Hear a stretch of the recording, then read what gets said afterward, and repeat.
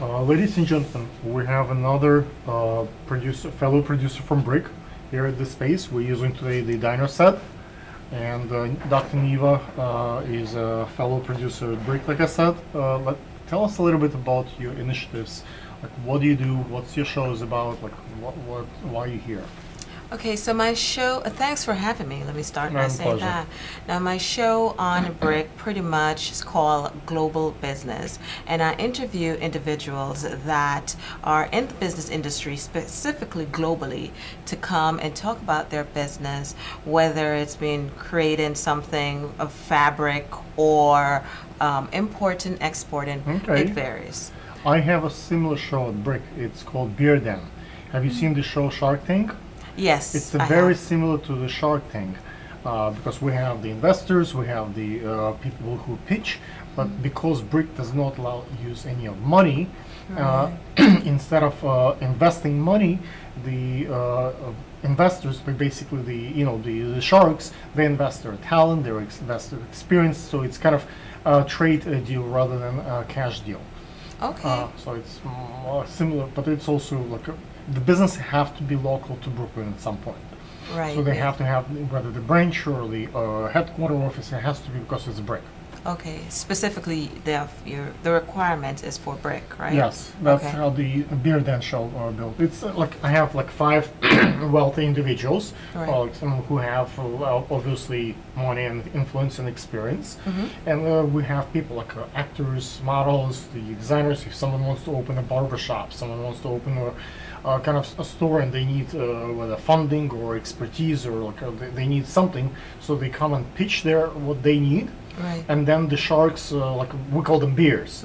Bears, they pitch what expertise they have and what they can give and what kind of percentage of business they want for that influence they have. Sounds great. I need to watch that program.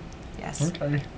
So I've had many different people come on the Okay. program to talk about setting up their business, and I'm labeled as a global business developer.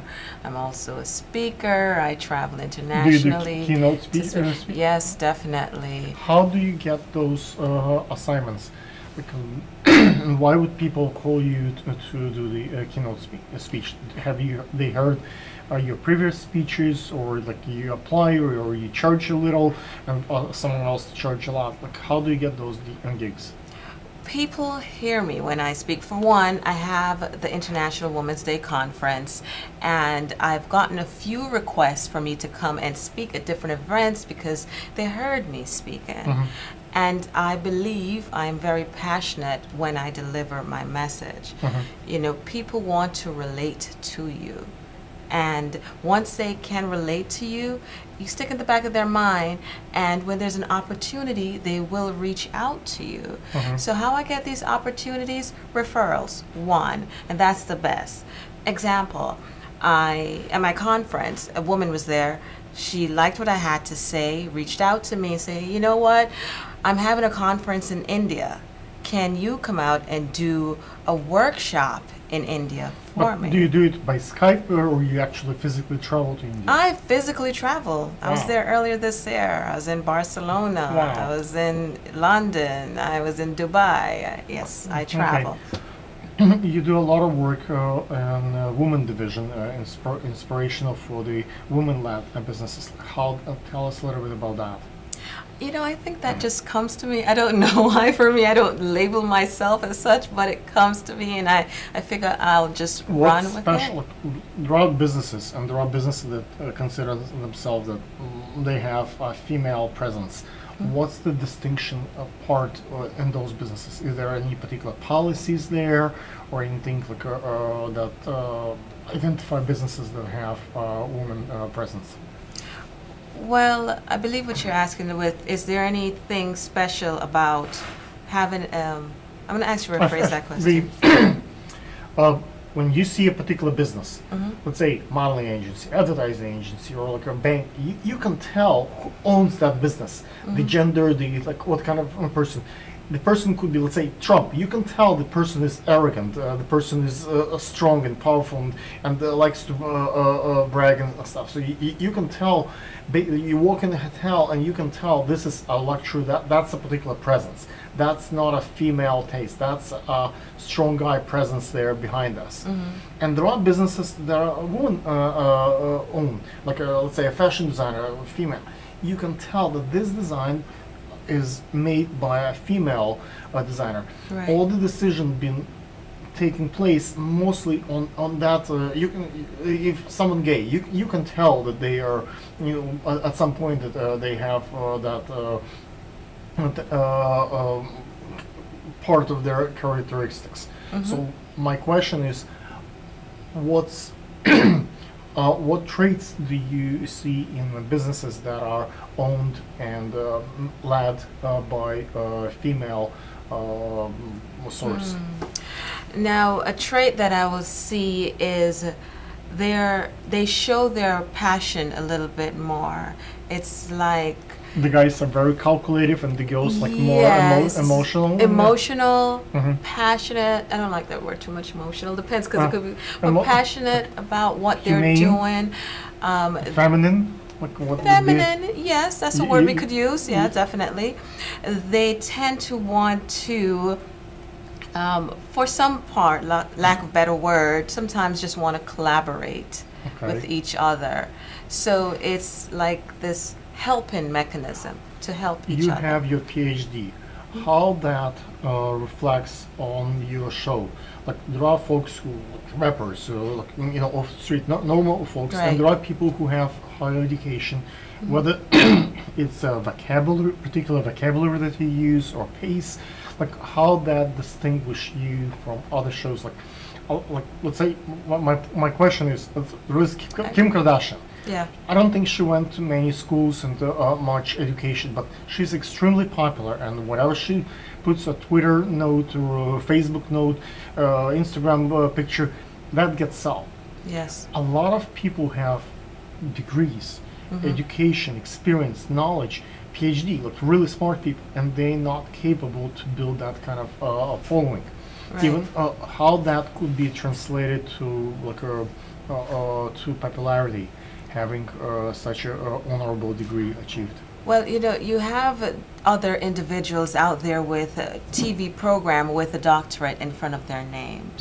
You have, once people, they gravitate to you. You have a smaller audience, but more sophisticated, more like wealthy, more like educated. With my specific audience? Yes. I mean, yes, I have a variety of audience. I'm not going to just interview individuals that, because they have a doctorate in front of their name, or they did not go to school. They have a business. Right. They can still tell you about how to build your business. I understand. The businesses are still the same way. They go to another show or your show, but your show, because you have this pedigree behind you, right, and those titles and achievements, I'm pretty sure when I watched a couple of your episodes, I can tell it's different from someone who don't have those titles to their name.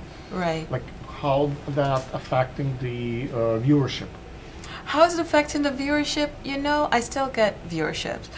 However, it may not be as much because I don't have the big time entertainer on my show, but it's okay because I want to deliver the content. I hope that person will watch it and say, you know what, I can build my business too. I can go global with my business. I can become someone. So I'm not really fixated on the popularity at the moment. I do believe that once the content is there, it will attract the right individuals to go to the next level. Okay. I don't know if you have seen my wife fashion collection, but it's pretty much international in that sense. We make and buy a lot of things from China. Right. We produce part of the clothing in Russia, Ukraine, and we do the final parts here in New York and Brooklyn. That's excellent. Most of my wife ladies who saw the beads, the glow and dark beads, disabled, and the females. Like it's like probably 99% of them are. I think we have just one elderly guy who does it, and everybody else is female. So That's pretty much, I would, in my mind, is global.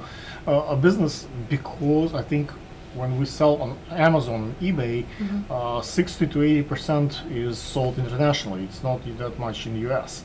So it's, I would say that my wife business fits right there to Yeah, your maybe show. I could talk to your wife. Yeah. Okay. Why not? Yes. Ladies and gentlemen, let's hear your social media one more time. Oh, my social media, I am on Instagram at dr.nevaalexander.com. And I'm sure you're going to put the information Yes. out there, right? Just tell us one more time. Dr. dot Neva, N-E-V-A, Alexander. And the same thing for the Instagram. And Facebook. the Instagram is Dr._NEVA. And on Brick, do you have particular timing for the programming? No, right now we're It's, just running special specials. program. Yes. Okay, me too. Definitely. Yeah. I find it's actually better than having a particular time slot, because they show by fashion shows, they tend to like them. So Right. they show them more often than if I have a particular time, and then they cannot run it again and Yes. again. So special works for me also. It's definitely beneficial to Do me. you get a lot of feedback on Brick? Because I don't think I get a lot of responses back. Like, I don't know what to do, like, to increase the number of mail back from Brick. Whatever I put up, like, even if it goes from Verizon, from Manhattan, I still have very limited feedback. To be honest with you, no, I don't. My feedback come from my YouTube. YouTube, same Yes. thing for me. Yeah. So, but I mean, People still want to be on TV, so the Yes. Brick, it helps. Like, YouTube live forever, and Right. Brick, they want to see themselves on TV. it's so still an outlet, so take advantage of it. That's the way I see it. Okay. Thank you, guys.